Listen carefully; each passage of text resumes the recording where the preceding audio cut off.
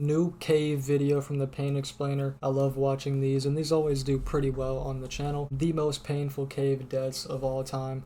I don't know what part this is or what. He just posts these and I watch them, and they're good content, so let's see.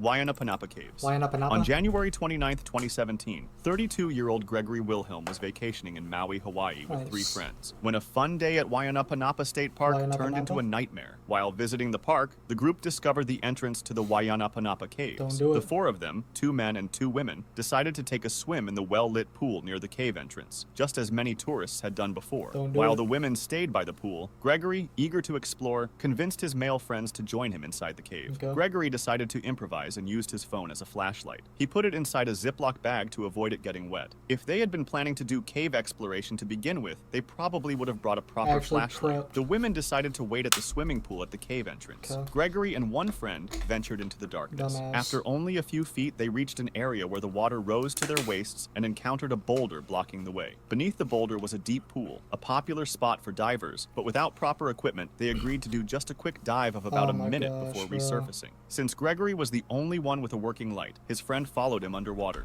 Bro, if I don't have a light, I'm not going down there. I've watched the cave videos, bro. It's pitch black without a light. Soon, they discovered that the depth was much greater than expected. Curiosity drove Gregory to explore further into a narrow passage. But as the water level began to rise, his friend grew scared and swam back to the surface in total darkness without telling Gregory, leaving him behind. Eventually, though, Gregory needed air and tried to turn back, only to find himself surrounded by darkness. Panicked, he searched for an exit and managed to find a small pocket of air, but he soon realized how unpredictable the cave was. The water level shifted dramatically with time, and strong currents and violent waves were common. Forced to make a split-second decision before running out of air, he pressed on further into the cave. Meanwhile, you can't be a real person.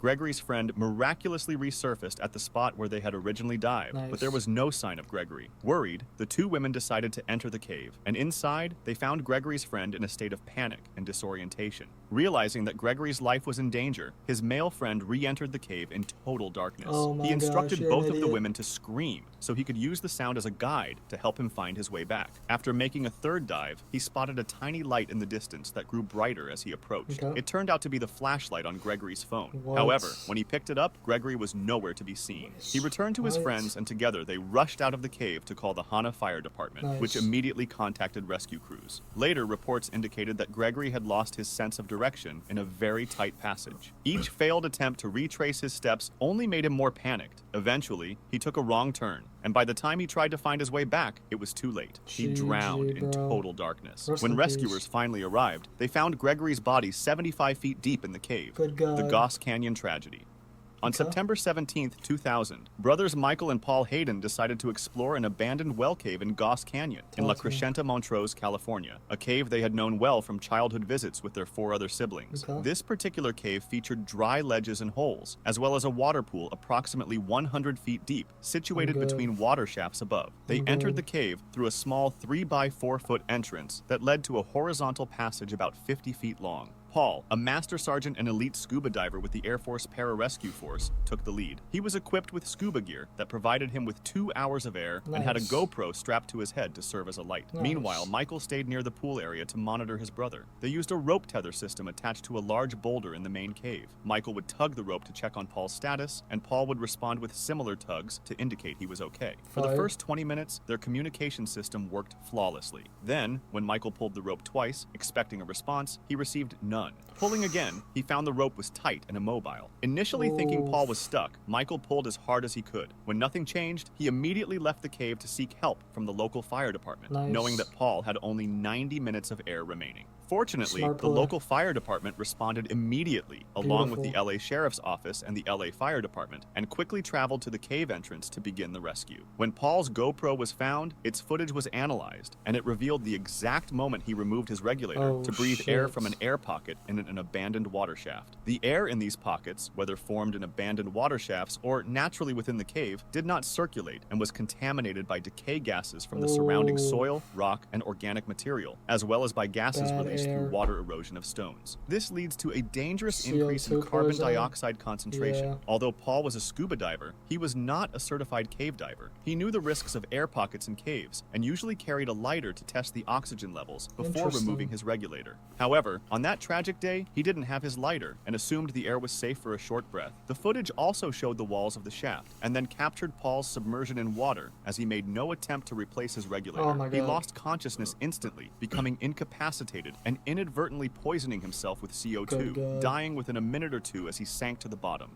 The Santa Rosa Blue Hole Tragedy. That's actually sad, On March bro. 26, 2016, two skilled cave divers went on a dangerous mission to map an unexplored part of a cave system in Santa Rosa, New Mexico. Okay. Unfortunately, something terrible happened. Deeper caves beneath its floor were sealed in 1976 after two divers died. In 2016, after reopening the entrance, a 10-person team, including experienced cave divers Mike Young and Navy veteran Shane Thompson, spent 3 days exploring the reopened tunnels and chambers. Okay. On the third and last day, Mike and Shane planned to explore a very tight spot at 140 feet, then move down to another narrow opening at 165 feet. Shane was told to wait at the open area and not go past the second opening himself. Beyond the 165-foot point, there were 5 more tight spots before the cave's last known area. Mike followed a guideline that had been set earlier, moving through boulders and squeezing through narrow passages while carrying tanks on his side and a rebreather unit. Shane had been following Mike up to the 165-foot opening.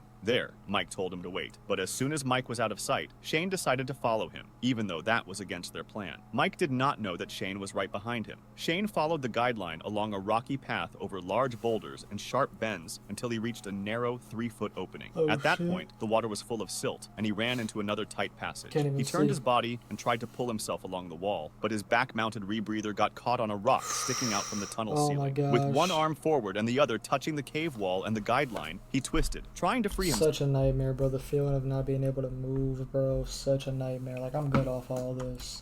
Soon he found that he was stuck between the rocks. Moving backwards could have damaged his rebreather, which would have been very dangerous. As he panicked, his breathing became fast and shallow. Suddenly, Mike's arm hit Shane's head, and they ended up face to face at about 195 feet deep. Mike was surprised to find Shane there, and Shane said he was stuck and needed help. Mike tried for several minutes to free him, but they began to panic because the tunnel was too tight for both of them to move if Shane remained trapped. Finally, Mike pushed Shane in just the right way to free his rebreather and pulled him through the tight spot. Shane then went back through the restriction he had just escaped, scraping himself on the rocks but avoiding getting stuck like the first time. Mike followed, but soon noticed that Shane had accidentally moved the guideline, leaving Mike unable to see where to go in the boulder-filled passage. Meanwhile, Shane continued along the winding path and faced yet another narrow passage. Still in panic, he moved too quickly and got the guideline tangled around his legs. He managed to free himself but lost the guideline in the process. His heart began to race and his breathing sped up. This was dangerous because rebreathers needed controlled breathing to work properly. With no clear exit and only tight holes around him, he could not reach the guideline he had seen just outside where he was trapped.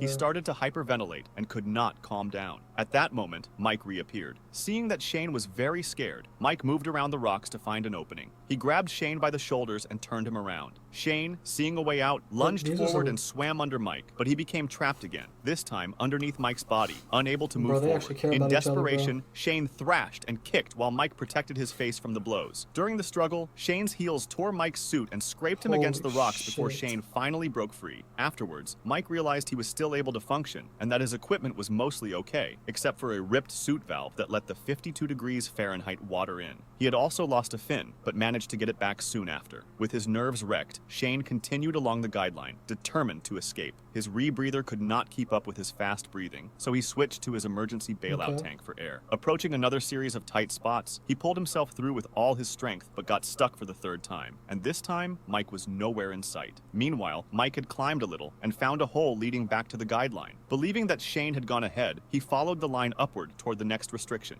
Feeling tension on the line, he assumed that Shane was pulling from the front. Like, bro, I'm getting up out of there, bro. Why are you willingly, like, exploring areas that you can't even fit in, bro? Like, you have to force yourself to barely squeeze through. Why are you willingly putting yourself through that? At the next tie-off, however, Mike realized that Shane was actually behind him, still attached to an earlier part of the guideline. Fearing the worst for Shane, Mike backtracked through the tight passages and boulders, but soon the line stopped moving, a sign that Shane was in serious trouble. Pressing on, Mike discovered Shane wedged tightly in a narrow opening, lifeless, and no longer wearing his rebreather mouthpiece. His bailout tank was empty, his suit was torn, and the cord to his dive computer was ripped away. It was clear that Shane had fought hard to free himself, but had not survived. Mike tried to free Shane, but soon realized he had to start to get out and report the tragedy to the rest of the team. He returned the next day to recover Shane's body, having navigated those tight, maze-like passages through the boulder field all by himself.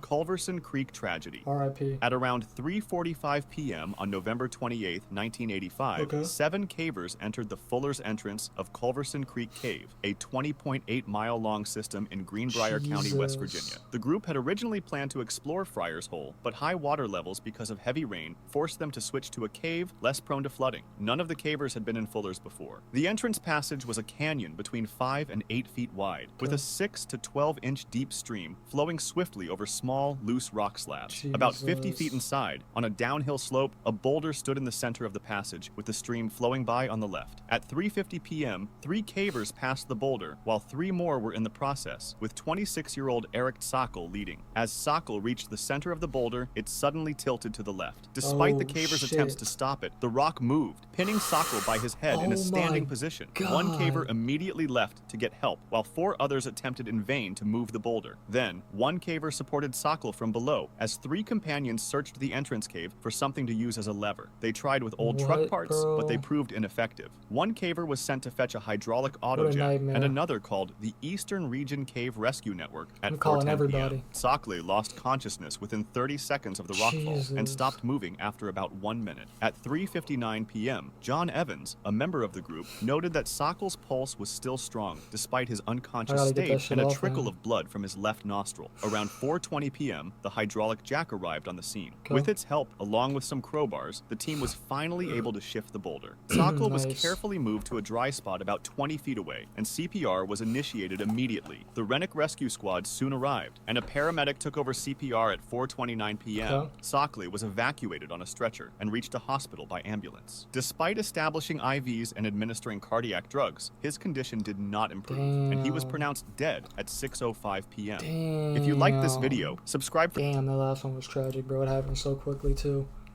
They didn't even get to explore, bro. So bad, bro. So bad. This is completely awful. I mean, like, they know what they're doing. I actually watched a few of the cave videos after I watched these. I actually watched them explore them. There's no way in hell, bro. Once their light, like, stops shining, it's literally just darkness. Pitch black. Like, oh, brother. I mean, it looks cool, I guess, but I'm good. There's nobody left. Set up the bro with a play, don't fumble it. Damn, he fumbled the ball, I gotta recover it. East Street lacking, other bitch caught up. He spun back, that's not what I taught him. Now I gotta make the play.